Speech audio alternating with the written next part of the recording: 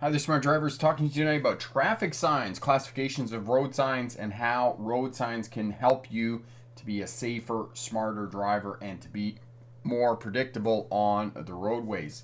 Proactive and predictable, according to the signs and what they say, and how to glean the information from those signs at a glance. Because the ways that signs convey information to us is color, the shape of the sign, and three ways. I lost my track of thought there. The shape of the sign, the colors, and the words and symbols there on the signs. There, I've got it. I've also got the hiccups, which is driving me crazy because I'm just starting the live stream. But, we push forward. The show must go on. Elevator fan is here. Marion is here. Hello, my friends. Barry, looking forward to it. He's studying for his license. Yeah, let it lapse, and he has to do it again, unfortunately. My friend Jake is here. Hello, my friend. And Mallory from the Maritimes is tuning in, and Evan says that road signs are not only there to give you regulations and warnings and information, but also they're there to help you to find the roadway at night, which is absolutely true. When you're driving at night, if you look for the road signs are placed within proximity, very close proximity to the roadway, and will help you to find the roadway. So look for the road signs. One note of caution in terms of using road signs to help you drive at night is that they are reflective, and they can seem to be a little bit closer than they actually are, because they're going to reflect the light from the vehicle's headlights back to you, and any other residual light in and around the area, overhead street lamps and those types of things. So just take that as a note of caution, but for the most part, they're going to be placed within close proximity to the roadway, and they're going to help you to locate the roadway and figure out which direction the road is turning when you're driving at night. Corey's here, Bricks for Wheels. Corey's the moderator. He does an excellent job of keeping out the bad people and getting up the videos that I suggest you have a look at for further information on the questions you ask me, to help you out and give you the best information. Elevator fan, this last Sunday was the World Autism Awareness Day. Awesome. And did you have your CT scan yet, Elevator fan? How's that going? Marion, hold your breath and drink water until you can't anymore. I've tried that in the past, Marion. It hasn't worked for me, but we'll push forward. Ann B is tuning in from California. Who else is here? Evan. Yes, we talked about that. And yes, the hiccups, all kinds of things. Try and scare people. But I've had the most successes with the one that Marion just said, with holding my breath and then drinking as much water as you can. I've had most success with that in terms of getting rid of the hiccups. But we still have the headaches. The hiccups, rather, not the headaches. And we're pushing forward here. So all is good. Excellent. That's good to hear, Elevator fan, that your CT scan went well. Awesome. And we are getting into spring here where I live in the interior of British Columbia, and I hope that the rest of you are getting into spring as well, and getting some warm weather. It's still a little bit crazy because it's cold at night, and it can be a little bit offsetting or catch you by surprise, especially if you're living in the mountains where I live. And up on the mountain passes, they're still getting kind of 10 to 25 centimeters of snow, which is 6 to 8 inches of snow in some of the high mountain passes. So not quite time to take your snow tires off if you're driving up into the higher passes and those types of things. But if you have all-season tires on your vehicle, good quality all-season tires, you're going to be all right for that, because most all-season tires now are rated M&S, which is mud and snow, or they are rated with the mountain snowflake symbol on them, and that's going to keep you safe driving in the winter in the snow and ice and those types of things. And I have all-season tires on my vehicle. They're rated M&S mud and snow, and I have had them in deep snow, and they work really well. So, if you're thinking you want to take the snow tires off before it gets crazy at the tire shops and those types of things, which it is crazy at the tire shops right now because they are changing over the tires. So if you are, in fact, thinking about putting your all-season tires back on, taking off your winters, book a time with the tire shops because they are incredibly busy, and you'll have to book that time to go in and get that done. Parsley, glad I'm further south. Awesome. So you're already had your spring and those types of things. Yes, we were out to Vancouver Island there a couple of weeks ago during the March break, and the trees and flowers, they were already in full flower, which was absolutely awesome. So I missed one person here. KJ, okay, tuning in from Ajax, and I still missed somebody here. Sorry about that. There we go. G-Bands is tuning in from Texas, and welcome from Texas. Jake says, what chain laws in BC? If I recall correctly, M&S exempts you, as does all-wheel drive. Yes, Jake, there are signs on most highways through the higher mountain passes that you have to have snow tires on until the end of March. So you have to have M&S, or it has to have the mountain snowflake symbol on it. Now, for big trucks that are running through the mountains, you are still required to have chains on, and they have had the chain up signs on the Box Canyon and other mountain passes here in British Columbia. So you still have to have your chains if you're a commercial driver running through British Columbia. But as long as you have the mountain snowflake symbol on your vehicle, or you have the M&S rated tires, which most tires are going to be now, because this is kind of the way they got around all of this. Snow tires was they put the rating on them for winter time. You're going to be just fine. Okay. Ron's from the Philippines, got my license a year ago. Enjoy watching you. Always lots to learn. Thank you. That is awesome. Welcome from the Philippines. Steve-O, do driving instructors ever say things to boost the students' confidence, like saying they're better than most students, etc., etc.? I don't know whether, if I have a student that's going to do that, then yes, they're going to do that.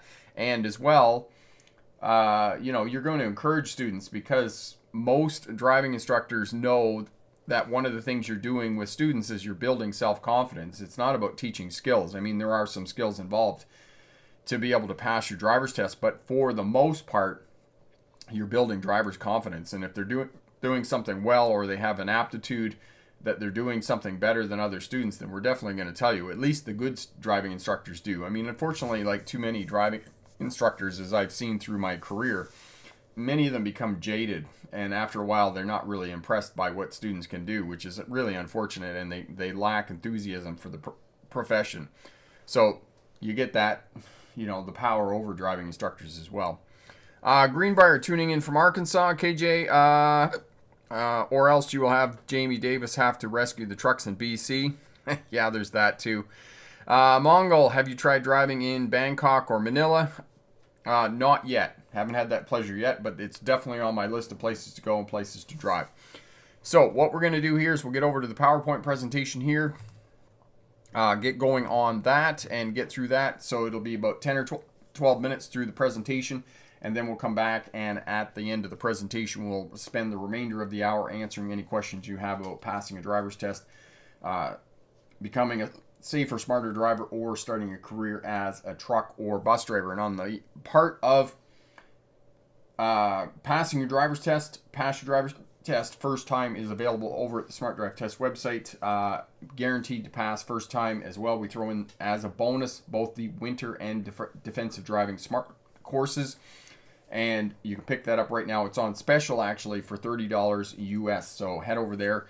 Corey put the link up for you in the description there, so have a look at that and pick that up and pass first time. And my friend Sheldon's tuning in. Hello, Sheldon. All right, so tonight we're talking about reading road signs and gleaning the information from the road signs at a glance. All right, bear with me here one second.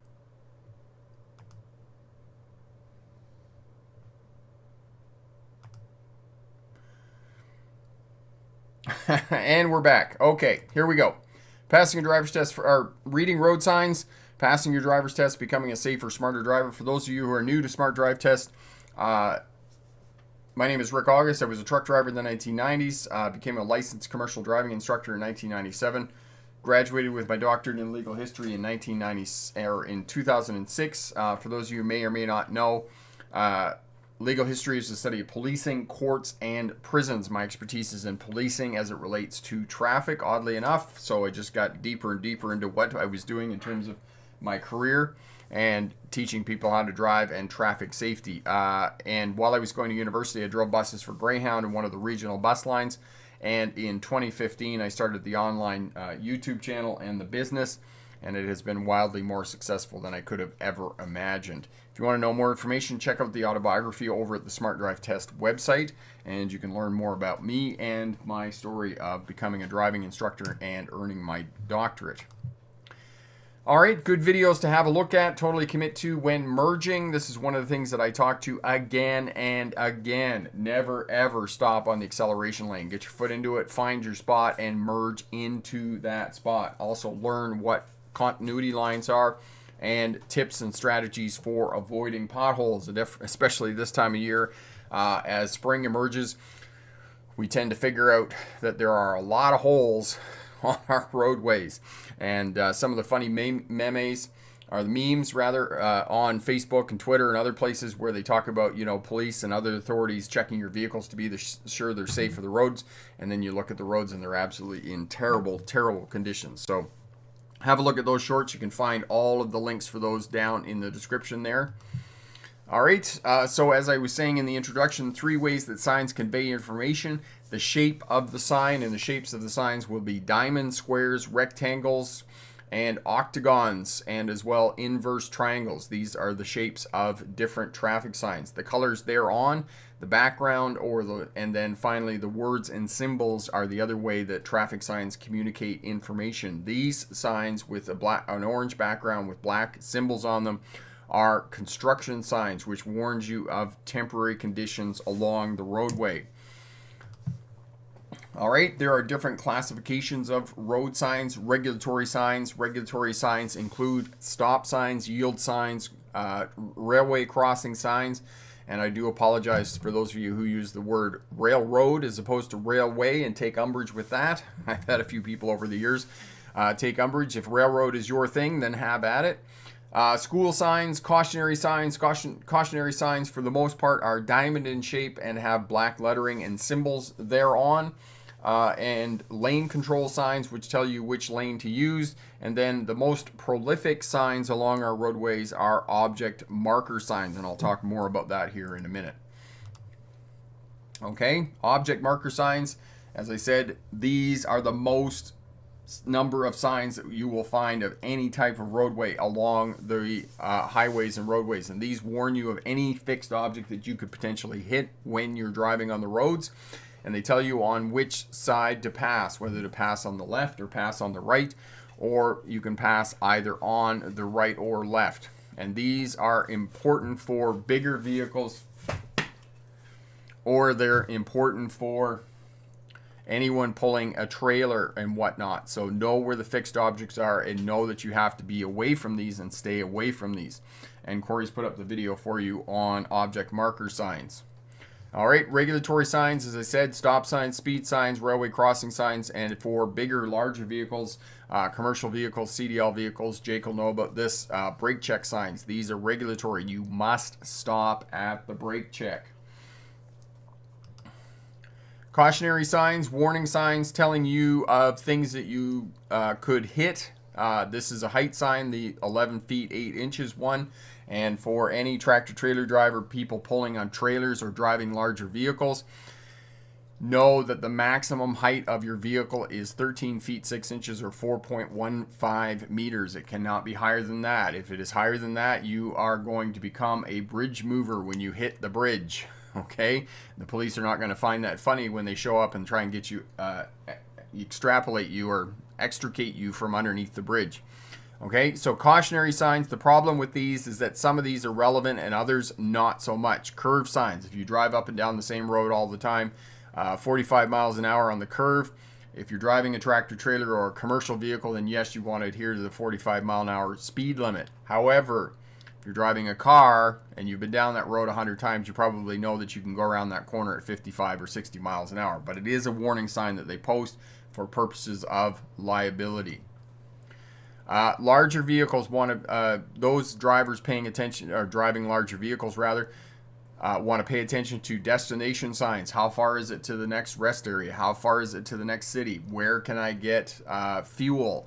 Can I get into the fuel station? Those types of things. Overhead signs. You definitely want to pay attention to lane usage signs and those types of things. And if you have your driver's license, match the speed of the flow of traffic. Obviously within limits.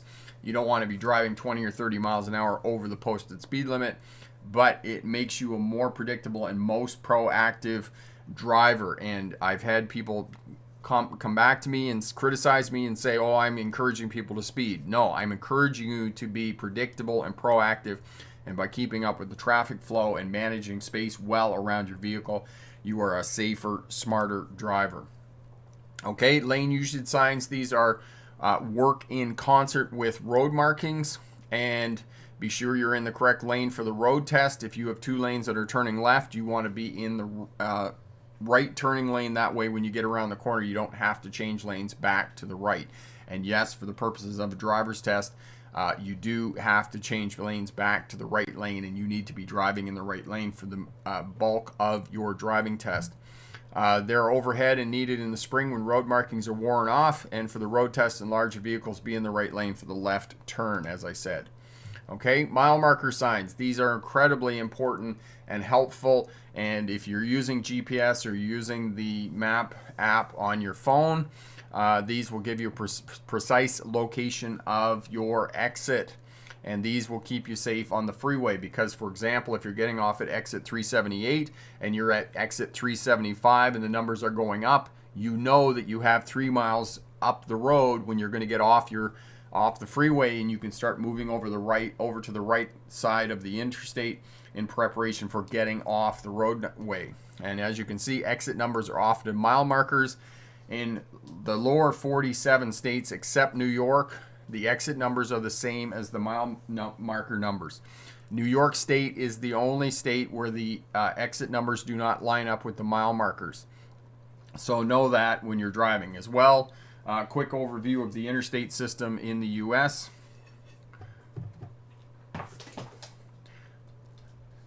That odd numbered interstates go north-south, even numbered interstates go east-west.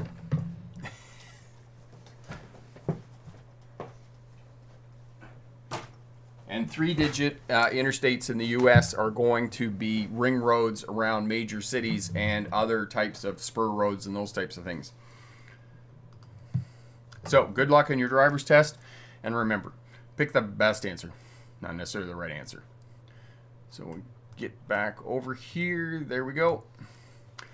And Corey's put up the videos for you. Thank you for putting those up. Greenbrier, when I see a railway crossing, I think about whether or not they work correctly.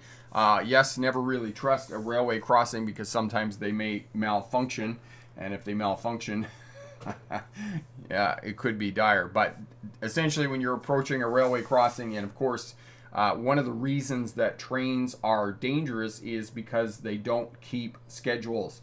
And so trains could show up at any time. The only thing the only trains that are going to keep schedules are going to be passenger trains. And passenger trains are going to keep schedules. But, I mean, how many of us who are driving cars know when passenger trains happen, right? So, freight trains don't keep schedules. So, they could show up at any time. So, you got to approach the railway crossing, scan the railway crossing, and then look and make sure that there isn't a train coming. And if there aren't any lights or gates or those types of things, you know, bells and whatnot, then you can cross the railway crossing safely. So, yes. And Marion was right. Yes, it was the puppy in the room. The puppy was eating the plants. So that's what was happening with the puppy. Of course, it waits until, you know, I'm online to do something goofy, kind of like kids. Seeing the situation that occurred, these transport trucks, okay. All right.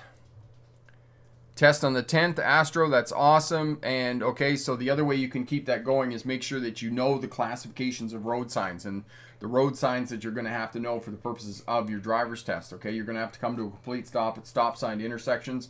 Know the difference between two-way stop signs and four-way stop signs. If it's anything other than a two-way stop sign, it's going to have that rectangle underneath the stop sign that's going to tell you it's a three-way, four-way, or an all-way stop sign. Four-way and all-way stop signs are the same. And then, of course, the three-way is simply a T intersection with stop signs at every point of entry to the intersection. Yeah.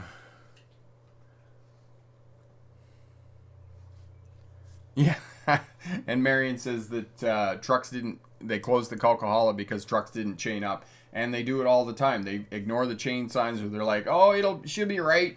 Should be right.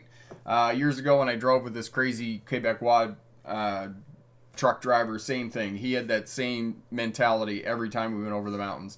You know, chain up signs are on, oh, should be right, and, you know, run up over there. And a few years ago, I was coming back from Victoria, and same thing. You know, a couple of trucks didn't chain up going up the hill. There was just like this much snow on the road, and that's usually what happens is there's like 2 inches of snow. And a lot of truck drivers think that it's got to be 2 or 3 feet of snow before they put chains on, when in fact, the reality is when you chain up on a big truck, it's 2 inches of snow because it's the temperature is near freezing. The ice and the snow is melting and freezing at the same time, so you get this layer of water on top of the snow, and it makes it incredibly slick. And the trucks can't get up because they don't put winter tires on, so they got to put chains on. But a lot of guys don't want to get out and do it. However, you know, the crazy thing about it is if you get a bit of teaching and somebody shows you how to do it and put the chains on, it only takes you 5 or 10 minutes to throw the goofy things on.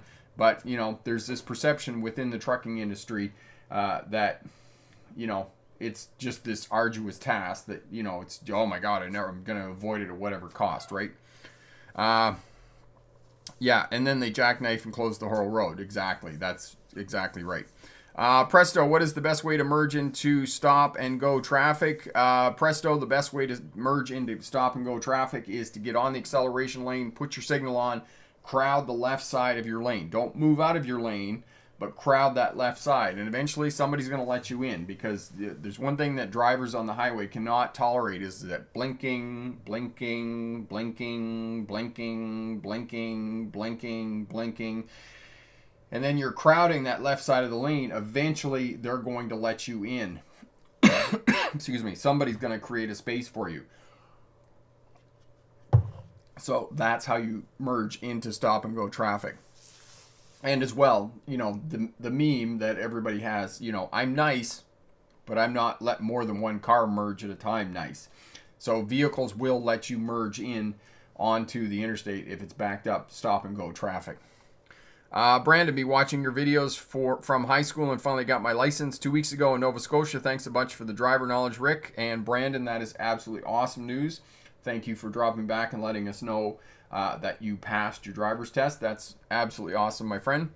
Presto, yeah, and here I was in Texas in February watching all the trucks that couldn't get up even slight inclines due to the ice and snow. And yes, that's exactly what happens because they don't have winter tires on them.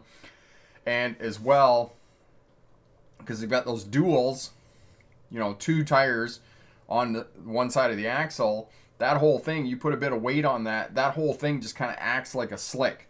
You know, like a racing car's tire slick, and it will not get any traction at all, which is absolutely crazy. And they have to have chains on, and you know, in Texas they're not going to have chains, so you might as well just shut the place down and go home for the day until the snow melts, because it's just not going to happen. Luke, I drove today. That's awesome. And how was your first experience in driving, my friend? That's really awesome. Steve, how do you feel about the 12-month waiting period for G1 to G2 drivers? Specifically for drivers age 25 and older. I'm 27 now and feel like I'm already ready for the test. Still have to wait 7 months. Steve-O, I personally don't think that the GDLs, the graduated driver's licensings, the GLP as they call it in Ontario, it doesn't work. Because, you know, like you said, you got to wait 7 months, a year. It's crazy because, you know, most people... even though they get their learners and they get their G1 and they're in that G1 beginners phase for a year, most young people don't drive in that period of time. They don't get any more experience driving. They simply wait 6 to 8 weeks before their test and they get in the car and then they start driving. So And unfortunately, the only thing that the GLP, the GDL has done is postpone when young people are getting their license. So instead of getting their license when they're 16, as they used to do, now they're waiting until they're 17 or 18 years old to get their license. So the authorities will say, oh, look, we've reduced the number of crashes amongst young people. No, you haven't. You've simply moved it from the 16 to 18-year-old group to the 18 to 25-year-old group, because people, the young people are just tired of the bureaucracy, and they just wait until they can always get their license. So that's what happens. Jake, I always say, ask and ye may shall receive. There is a huge difference between leaving room for you and leaving break room. It takes a while to make a space for you to merge. Yes, it does. Especially if you're driving a big truck, as Jake is. You got to have some room. But in a big truck, when I used to drive big truck, especially if I was loaded, I would get out in the acceleration lane and start trying to match the speed of the traffic on the roadway, and I would put my four-way flashers on to indicate that I was going slow, because there was no way in a loaded big truck on an acceleration lane that you're going to get that thing up to speed by the time you end that ramp, hit the end of the ramp. So you got to put your four-way flashers on to indicate the traffic that you're going slower than the traffic flow, and that they should move over. They can, or they need to slow down or whatnot. Presto. Yes, in the north area of Texas, it will snow every now and again. The main thing we get is ice, which is even more dangerous, especially considering no one knows how to drive on it, and it's exactly right. It's the same thing with Vancouver Island and other places that typically don't get snow. Seattle, Washington, for example, typically don't get snow, and when they do get snow, it's more slippery than it is in places that do get snow, where it gets down to minus 20, minus 30 degrees Fahrenheit in the wintertime, because when they do get snow, it's around freezing.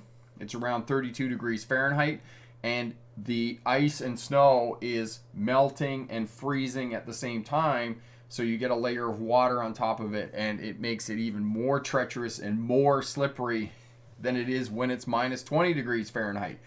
And a lot of people don't realize that. And these places that only get snow every now and again really should just shut down. They shouldn't be, driving and all those types of things. It's the same thing as Vancouver. They got a couple of dumps of snow this winter, and people are like, oh my God, we should have winter tires on transit buses and this and that and blah, blah, blah, and nobody knows how to drive. It's not that nobody knows how to drive. It's the fact that you just dumped grease on the roadways. It's essentially grease. I've got probably one of the best winter vehicles. The first generation Honda CR-Vs they're just an incredible winter vehicle. But when I was on Vancouver Island, we got a dump of snow. Even that thing could not hold traction because it is so slippery. So these places, Vancouver Island, the north of Texas, South Carolina, places like that, they should simply shut down because it is simply too slippery to be out driving on the roadways. So, yes. Epic, another thing to remember is that school signs are either neon green or black on yellow. In some situations, stop signs can have messages that say accept right turn, which means you don't stop if you're turning right. Yeah, but I haven't seen those, Epic. Those are pretty rare. You don't stop if you're turning right. That must be on a slip lane or something. Okay, Mallory, it is never a good idea to cross a train crossing. The train is coming, so I think you should always stop at a train crossing. You don't have to all the time, Mallory, if there aren't any warning signs or, but, a lot of places that do have train signs, because we have them here in British Columbia, Kamloops, which is the railhead here in British Columbia, is not too far away. Most of the rail crossings are going to have signs and lights and bells and those types of things. If you do get out into a rural area, you're definitely going to want to, scan the crossing well, and never ever race a train. It never ends like it does on these movies on Netflix and whatnot, because if you misjudge, trains don't stop, and they're big, and you're going to lose every time. So never ever race a train. Presto, would you rather have a rear-wheel drive car with winter tires or an all-wheel drive with all-season or summer tires? Presto, I'd rather have an all-wheel drive car any day of the week. All-wheel drive is going to be better than rear-wheel drive. Rear-wheel drive is just, the weight balance is wrong. You got all the drive in the back, And if you got you lose traction at all with a rear-wheel drive vehicle, it's just going to kick out, and the rear end's going to start coming around on you. Now, saying that, lots of people drove rear-wheel drive vehicles for years and years and years through wintertime and whatnot, but unfortunately a lot of people died in the wintertime in rear-wheel drive vehicles as well. And this is one of the reasons I would argue that most pickup trucks now are 4x4s. You can't buy, unless you're Tim over at Smart Drive BC, Drive Smart BC rather, it's unlikely that you're going to have a pickup truck that's simply two-wheel drive. Most pickup trucks are going to be 4x4, and this is one of the reasons that they've done that. Elevator fan, is it illegal to proceed around a crossing gate that is down? Elevator fan, it absolutely is, and you better hope that the police aren't anywhere nearby, because you will get a fine for that. Don't do that. It's not only is it illegal, but it's extremely dangerous.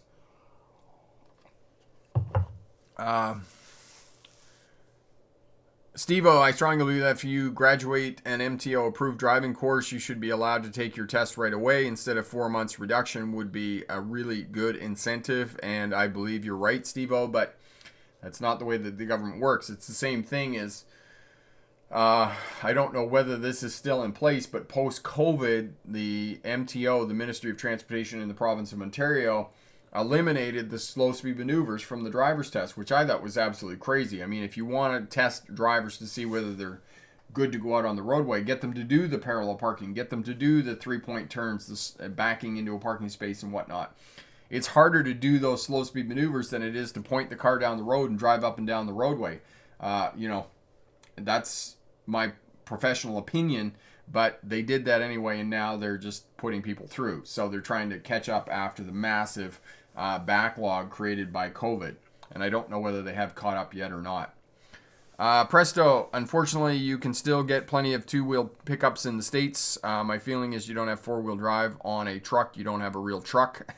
Yeah, I think a lot of people would agree with you, Presto, for sure, about, you don't have a four-wheel drive. You don't have a real truck for sure. But, it's pretty tough to get a pickup truck that's not a crew cab either anymore, but a friend of mine has one that's not a crew cab, just the old-fashioned pickup trucks that's just 2 doors.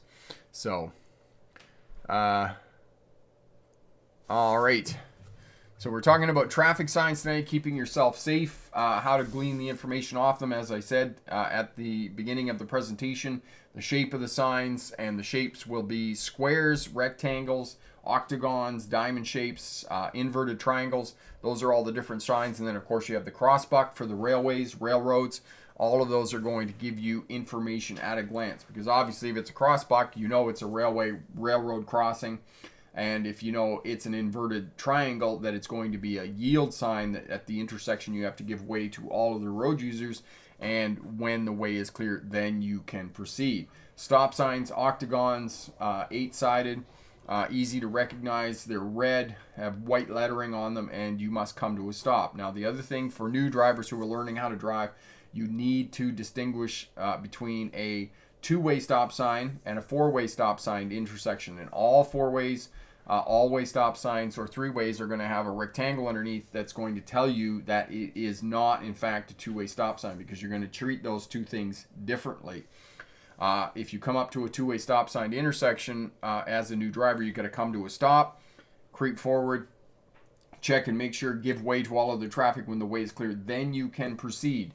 At 4-way stop sign intersections, you're just going to come up and stop. If it's your turn, then you're going to go at the intersection at a 4-way stop sign, 3-way, or all-way stop sign intersections. This is one of the things, one of the traffic signs that gives new drivers the most amount of grief. And there is a bit of learning in terms of that, distinguishing between 2-way stop signs and 4-way stop sign intersections. And then yield signs. There are some places in the States, more so, where there are a lot of yield signs in residential areas. There are traffic authorities, traffic driving instructors and whatnot that say, we should take out all the 2-way stop signs and simply put in yield signs, because people don't stop anyway, which is absolutely true. But it's not going to happen. But we are beginning to implement roundabouts, which in my opinion are much better than 2-way stop sign intersections. And, you know, I'm a huge fan of roundabouts. This is the other place that you're going to find yield signs is at roundabouts. You don't have to come to a complete stop at roundabouts, but you need to slow down and give way to other traffic in the roundabout. Marion, I got honked at today because I stopped at a red traffic light before turning right. Yeah, well, you're doing the right thing if you're getting honked at, that's for sure, Marion, for sure. Elevator, is it illegal to flash your headlights to tell another driver to turn their high beams off? Elevator fan, it's not illegal, but now you have two blind drivers, right? If you're back a fair ways, like, you know, half a mile, quarter mile, then yes, you can do that sort of thing, but I wouldn't encourage you to do that, okay? If somebody else is not turning down their high beam lights and they're coming on and they're approaching, simply look to the outside, protect your night vision, and look at that fog line and follow that fog line to keep yourself centered on the roadway when you're driving at night. Presto, after I've been driving regularly for a couple of years now and yet I'm still working on parking, that's okay. Presto. There are days that I park, I don't know what it is about when I go to jiu-jitsu, but I park in the parking lot there. I can never, ever back the buggy into the parking spot straight. So I'm not sure what's going on there. Mallory, even the trucks that drive on ice roads have to have chains on their tires. Mallory, yes, they do, but not so much when they're on the ice itself. They usually don't have chains on because chains are simply too hard on the ice. They usually have to get chains on when they're on the roadways that are actually on land because they're going up hills and those types of things and be able to get up over the hills. Then they have to put chains on. Other professions, other trucking professions that tend to chain up a lot are if you're working in the oil fields, driving truck, you got to do a lot of chaining up there. I had one of my students, Bill Walker, and there's some videos here on the channel as well with Bill. We did some interviews. He did a lot of chaining up. And the other profession is logging. If you're running logging trucks, you're going to do a lot of chaining up. I actually have another student, Al, who does a lot of chaining up on logging trucks. And as he said, you know, once you do it a couple of times, 2-3 times, he said really it only takes you, you know, maybe 10 or 15 minutes to throw chains on. And in a lot of these circumstances, you only need to put 2 chains on, you know, one on each side, and it really doesn't take that long. And then you just put your differential lock on so it locks up the axles, so both the axles, and you just go up the hill, you know. And as Bill used to say to me, he said, you know, even if you had the thought go through your head that, you know, maybe I should have chained up, he said it was already too late. You already should have had chains on 2 miles back. But that's what happens when you're driving a big truck. Alma, hello. Question, is it okay when turning to go a bit over the bike lane, like use it a bit when turning? Alma, where are you in the world? Are you in the States? It kind of depends. There are some bicycle lanes that it's going to depend on the road marking as you approach the intersection. Some bike lanes are going to be a solid white line right up to the intersection. In that case, no. If the bike lane goes from solid to dotted at the intersection, then yes, you can move into the bicycle lane to turn right. Check your state, check your province for specific laws and regulations for how to deal with bike lanes when you're turning right, because some you can't and some you can, and you have to pay attention to the road markings when you're at the intersection there. So yes, in Oregon. So probably in Oregon, it's probably going to be dotted at the intersection. Look at the road marking. If it is dotted, then yes, you can move into the bicycle lane for the purposes of turning right. Presto, what's your opinion on less and less teens getting their licenses? Do you think this is bad for society? Presto, I don't think it's bad for society at all. I think what this is actually good because they're using public transportation. I mean, some of them, in my mind, are a little bit spoiled in that they're simply using Uber and not getting their license. The issue with that is, you know, if you live and work in a large metropolitan city, then that's fine. Right? You can use Uber. You can use public transportation. I mean, there are lots of people who live in Europe in large cities, never get a license because, you know, public transportation is so accessible. And I don't see it as a bad thing. I mean, if you're living in a city, and the reason I say cities is because public transportation only works in high density populations. It does not work in low density populations. Here's one of the crazy things that's going on in our country. Somebody was telling me the other day, and I don't know, I haven't verified this fact yet, but that the government is proposing that they're going to put bicycle lanes on the Trans-Canada Highway. That's absolutely ludicrous. Absolutely ludicrous. First of all, I don't think that bicycle lanes work anyway. But to paint them on what's supposedly a major highway through Canada is just, it's dumb. It's a waste of resources because nobody here rides bicycles. I mean, there's some, fanatics every year who ride their bicycle from coast to coast in, 3 or 4 months. But I mean, other than that, it's a pointless exercise to put bicycle lanes on the Trans-Canada Highway. I'm all for public transportation. I love being in Europe. I love taking the trains. I love taking public transportation. I've been there. Large cities, Atlanta, Georgia, Los Angeles, those, all these big cities have great public transportation systems. But good public transportation systems only work in high density population. They do not work here where I live, where, we have low density population. So Marion says, it was an April Fool's joke. Awesome. I'm glad to hear that. Thank you for clarifying that for me, Marion. Elevator, don't see signs on interstates in Indiana that say keep right except to pass. Elevator, you probably need to look harder because I'm certain they're there, my friend. Jake, how is it best to drive around trams? Normally one would yield to them as trains, but other times they're running as buses and follow traffic signals. Okay, so Jake, are you talking about trams that are on actual tracks, or are you talking about electric transit buses? Because it sounds like what you're talking about is electric transit buses. Those are different than trams. Trams actually run on steel tracks that are embedded in the roadway. And there's only 2 places that I know that have trams. 3 places now. Barcelona, Spain, Melbourne, Australia, and Toronto, Ontario. Those are the only 3 places that I know have actual trams. So let me know whether it's electric buses or whether it's actual trams. Presto, have you done any high performance or track work driving? Presto can't say that I have. Okay, so Jake, it actually is trams on rails. Okay, so if it's trams on rails, they're going to be in the center of the roadway for the most part. I don't think I've ever seen trams that aren't in the center of the roadway. And when they come to a stop, you have to stop. All traffic behind the tram has to stop as well for passengers that are getting off and passengers that are getting on the trams. That's the way that you deal with them. And when I lived in Melbourne, all of the traffic was racing the trams because they hated coming to a stop. It was like following a school bus.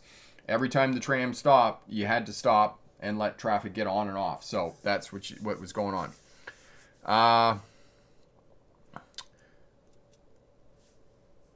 Doverfield, the United States needs to improve public transportation. There's absolutely no doubt about that. One of the things about the United States is that many places in the United States have low density population as well. They were a young country when the motor car came along. So they were, not so much in New England, but the remainder of the United States of America grew up with the motor car. Los Angeles, for example, is a perfect example of a city that grew up with the motor car.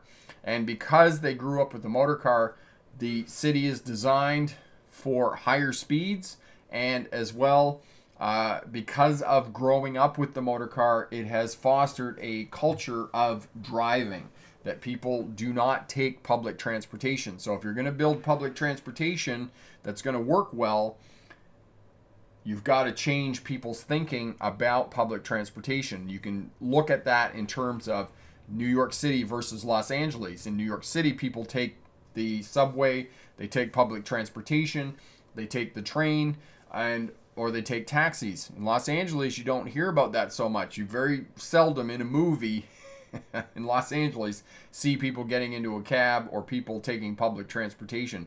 It's just not something that they do there. So you can see the difference of, a colonial city and a city that grew up with the motor car and is reliant on vehicles. And as well, one of the other things that they talk about in the United States, and this is part and parcel of their culture, is People will live in absolute shanties.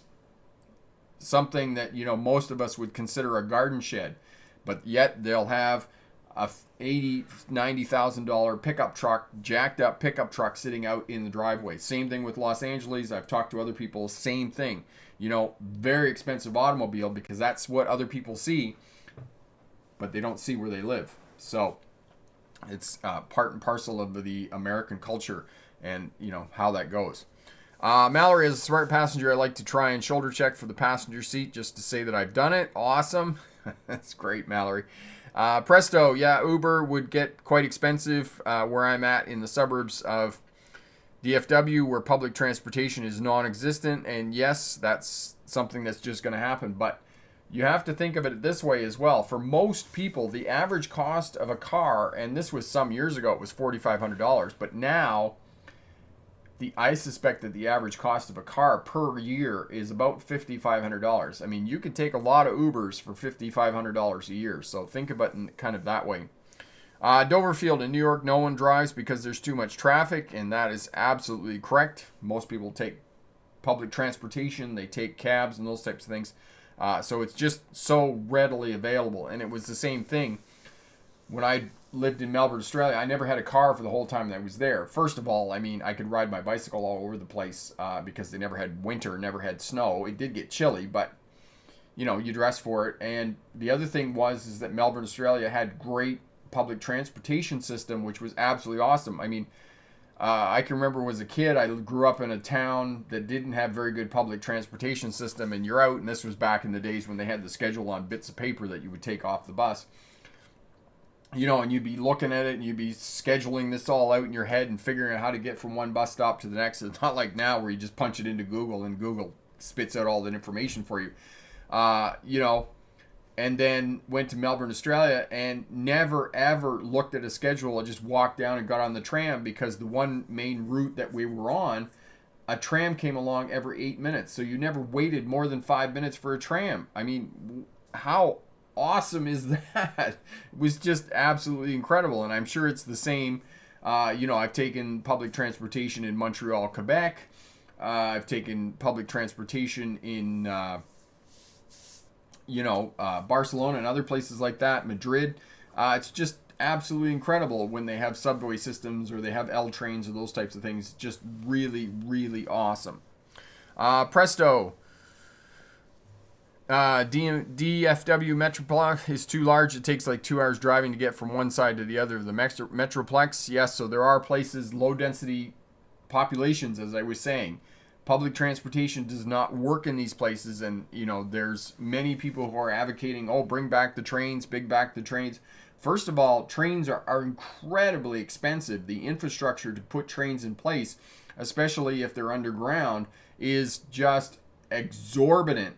And if you have low density population, then it's not going to be able to fund that public infrastructure. So this is one of the reasons why we don't have better infrastructure in some places in the United States and some places here in Canada and other places in the world, Western Australia, for example. But in Europe, it works absolutely awesome. And there was a thing on Twitter the other day. They were showing rail lines in the United States, and then they were showing rail lines in Europe. And I mean, Europe is just covered with them. But, Europe has high density population, so it makes it feasible for them to put those trains in place in that public transportation system. Presto, do you use Google Maps? I use Apple Maps, Presto. It's just on my phone. I'm an Apple user, so I just use that on my phone. Greenbrier, if I lived in a big city, I'd need a flying car so I can avoid traffic. Yes. And, you can drive in New York City. I mean, I drove truck in the 1990s. I mean, I drove in Manhattan. I rented a car and drove out of JFK and driven out of the city. So I have driven there. It's not impossible, but if you have public transportation, just take public transportation.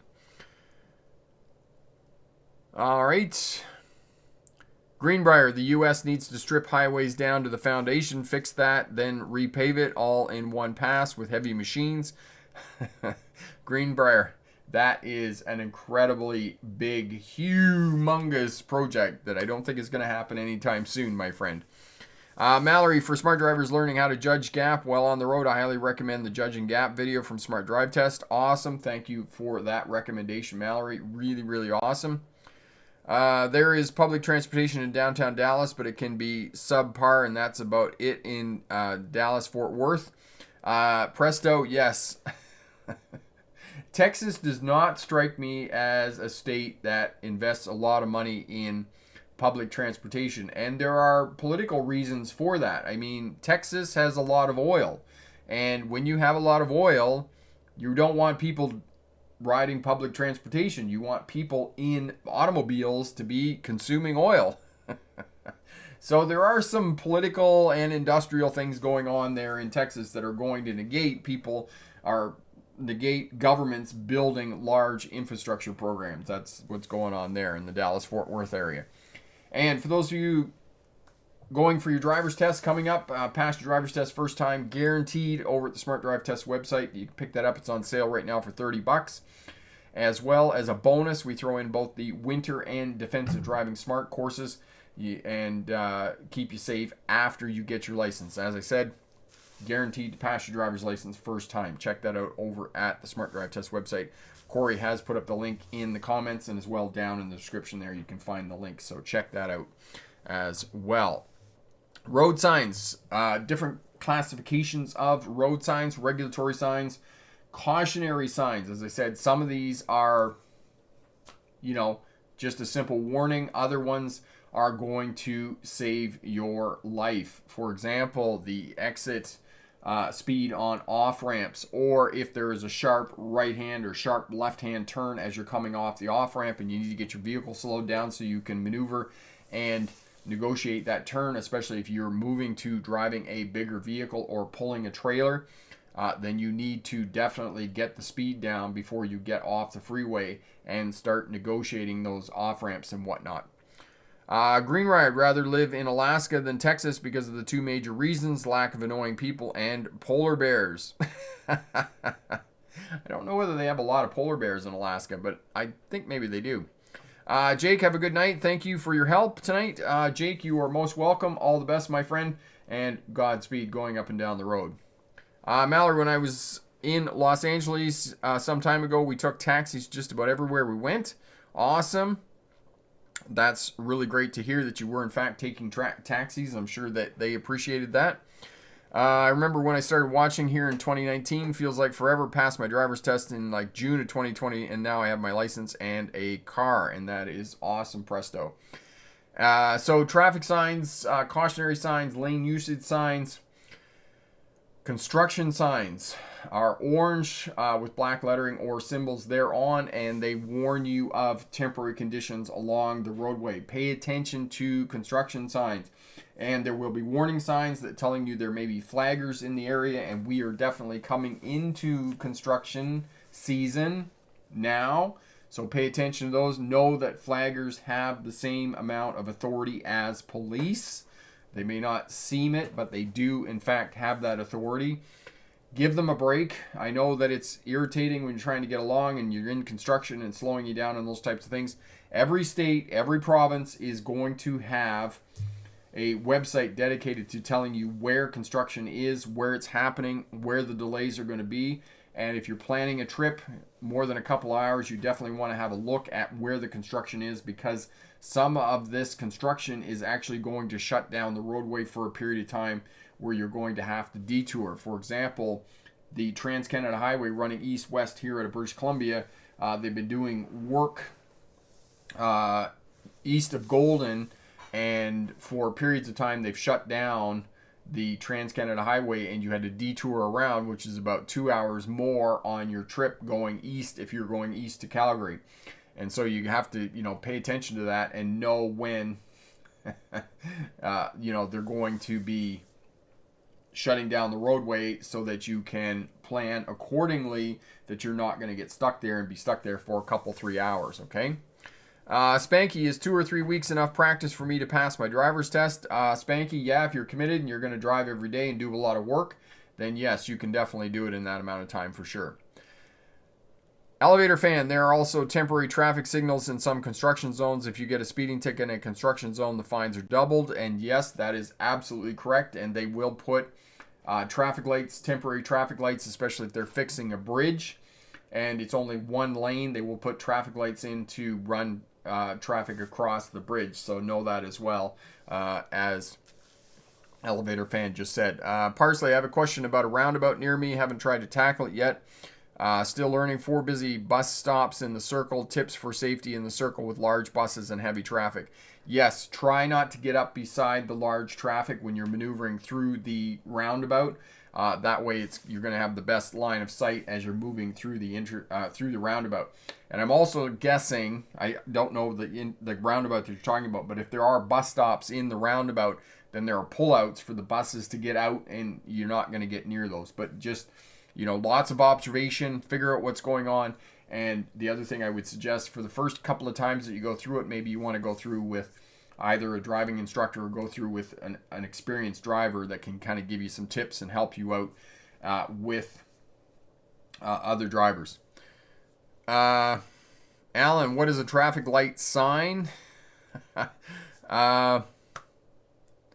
Traffic light sign. I don't think there is a traffic light sign, but there are lights in conjunction with traffic signs.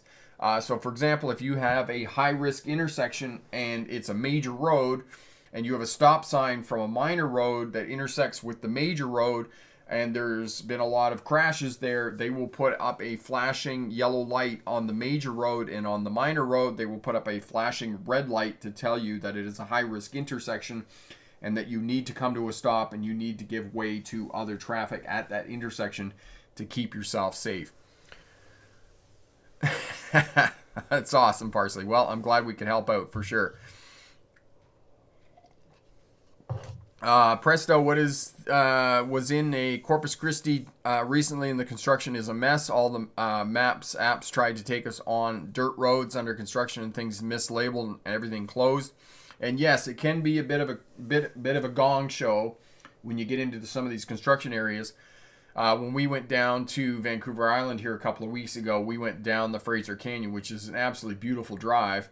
However, they were doing a lot of construction along the roadway, and there was one place that we had to wait for the pilot vehicle to come back. And there will be construction areas that you will get in where they will have a pilot vehicle. Essentially, it's a pickup truck with orange flashing lights on it, and they will lead the traffic through the construction area because it's just a gong show and it's too much of a mess.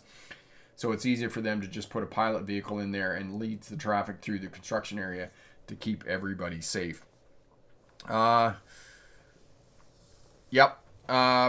yes, on some intersections around here have red lights around the stop sign that flash, and so on the stop sign you'll be facing that, there'll be a red flashing light, but on the other side, on the major road, there will be a yellow flashing light, which tells you it is a high risk intersection and that there have been a lot of crashes there. So take note of those telltale signs, because remember, authorities aren't going to spend money unless they have to. So if they're putting in flashing yellow lights, flashing red lights, they're indicating to the driving public that it is a high-risk intersection and they're trying to keep you safe. Greenbrier, yes, we'll definitely see you next time, my friend. All the best. Have a great night. And Corey's put up the video on how to mirror signal shoulder check, which will help you out and keep you safe when you're driving. Solar, yes, and Corey will put up the video for you on changing lanes to help you out as well. No left turn sign. No left turn will have an arrow this way, the arrow pointing that way, and it'll have a red circle with a line through it, which tells you no left turns. Tyler, I have no issues with signs posted areas that I drive in. I use common sense when I see signs to let me know when to slow down or stop. Awesome.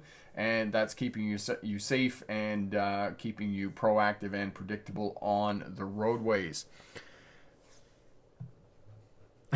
Marion asked if there's still time to see Puppy. Puppy wants to see Puppy. Yes, Puppy's here. We're definitely going to show you Puppy. Doverfield, I live in the country and I hate driving anywhere near Los Angeles. Traffic is a nightmare. Yes, and that happens. Even where I drive, I got to drive everywhere I go because we just don't have public transportation. Corey's put up the video on changing lanes. Thank you for that. And all right, we'll leave it there for the top of the night. And if you have a driver's test coming up in the next couple of weeks, good luck on that. If you passed your driver's test in the last couple of weeks, awesome. Congratulations. Thank you so much. Any questions about being a safer, smarter driver, leave a comment down in the comment section there. We'll definitely help you out with that. And check out Pass Your Driver's Test First Time Course Package over at the Smart Drive Test website. On special, pick that up for about $30. Puppy time. Striker, come here. Up, up. You got a fan base. You got a fan base. There you go. There you go. No? Were you having sleepy time? Did we wake you up from sleepy time? You're not really figuring this out. Look right here. See right there. Right here. Didn't have a good hold on you. There you go. Right there. You gotta look there. No? Are you all done? You're like, let me go. I want to go back to sleep.